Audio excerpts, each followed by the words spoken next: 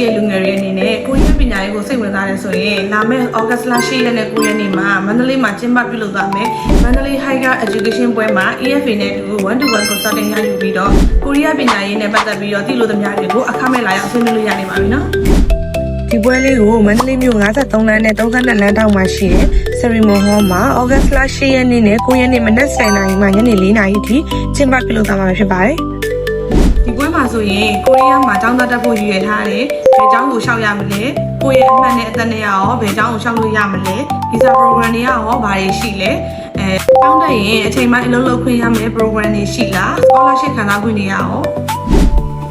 ဒီလိုမျိုးကျောင်းသားတိုင်းသိချင်နေကြတဲ့မေးခွန်းတွေကို EFA တင်းရနေပြီးတော့တဦးချင်းဆွေးနွေးပေးသွားမယ့်အပြင်ခွင့်ဆန်အန်းစာအစီအစဉ်တွေဂိမ်းကစားရေးနဲ့ဆုလက်ဆောင်ရမယ့်အစီအစဉ်တွေနောက်ကြတော့ဒီပွဲအတွင်းမှာတစ်ခါတည်းအနှံသွားတဲ့သူတွေအတွက် discount တွေများစွာပါဝင်မှာဖြစ်လို့ဒီကိုရီးယားပညာရေးကိုစိတ်ဝင်စားတဲ့လူငယ်တွေအားလုံးပေါ့နော် EFA နဲ့အတူမန္တလေးမှာတွေ့ကြမယ်နော်